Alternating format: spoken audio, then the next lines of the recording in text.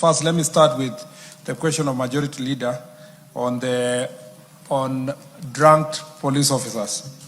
The Speaker, this question of alcohol abuse and addiction is not confined to just citizens. It is also the police officer. They are part of the society. And we have a good number of police officers who are addicted to alcohol.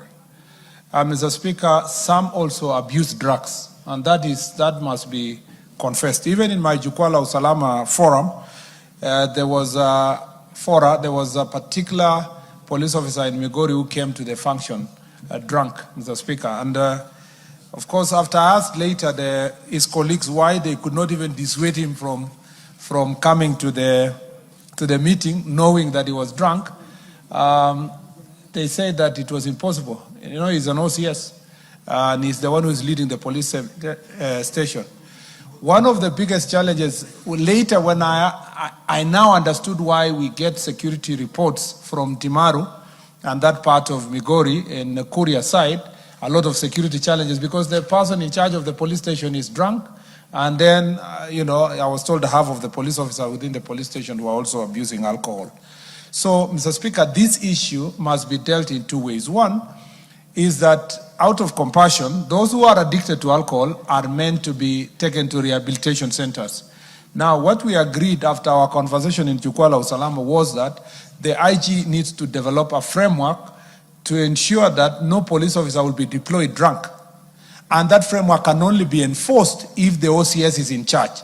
So you need to deal fast with the 1,200 OCSs to grill them and vet them to ensure that they have the certain level of discipline and they are not addicted to alcohol. And that process is ongoing to start with. Then you need now to deal with the strength of the police. I went during Jukwaa to Bomet, for example, and there was a police station in Konoin where they were saying that everybody was drunk. And then, that reflects, that's a reflection of the security situation in that area. So the point is this: we have a problem of alcohol abuse, drunkenness, addiction within the police service. It must be dealt with, first of all, by taking those who are addicted for rehabilitation. But the second part is that you cannot be, everybody here, including ourselves, are trying to say we need to be compassionate and, help them, rehabilitate them. But, Mr. Speaker, there must be an end to that. There must be a limit to it. If you are in disciplined forces, you must accept that we'll take you to a rehabilitation, give you your dues, and discharge you so that it opens doors for other people to serve.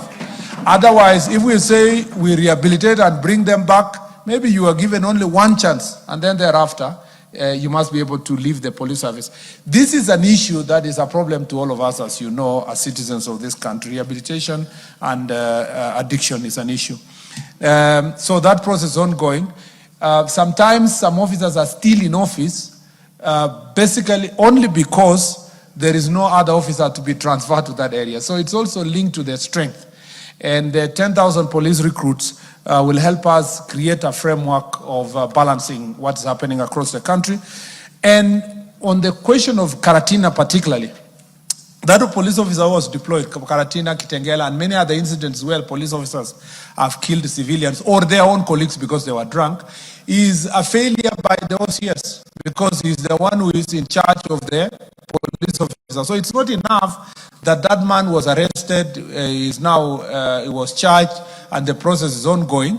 It's also important that the OCS is held into account by his disciplinary standards in terms of managing his police officers in that area.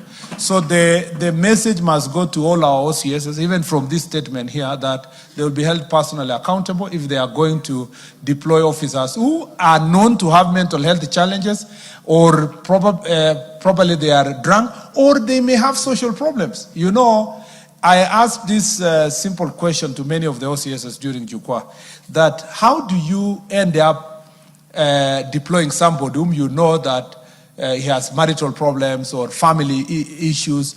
He's telling you he wants a leave for 10 days to go, and you're saying it's not possible for you to go, and you're keeping him in the station. The next thing you hear from colleagues, they're saying, nitapita na OCS, ama nitapita na mtu kwa hii stage. And it is taken lightly. Mental health issues must be taken seriously. The police officers we have now are young. Some of them are of a generation that they have no stamina to deal with mental health problems. And yet, those of us who are in positions of authority perhaps forget that the police officers are a reflection of the society. That is an ongoing issue. I am also thinking of perhaps having, we have our report from Jukwa, but maybe issuing a policy directive, Mr. Speaker, on this particular issue of drunkenness and indiscipline, deploying officers who have no proper mental health to be able to deal with the issues. Again, we need to, after this recruitment that we did recently, we need to have a proposal from the IG's office or the National Police Service as to how many police officers will be recruiting annually, and then we put it in the annual budget so that we don't wait for 3-4 years to do recruitment, because then the acute shortage that is in place, some police officers are just there to show that there is a police officer, yet the word being used is that they are not serviceable, in the sense that they are not able to provide services to the people. I also agree with the other issue is, and I'll mention in my statement, and Majority Leader captured it, is the question of dealing with gangs, goons, and criminals that are used particularly for public functions. This has become a very difficult area for the police officers because the owners of the gangs sit in this house. They sit in high offices, Mr. Speaker. They are in Senate, they are in National Assembly. Some of them are in high political party offices. And the problem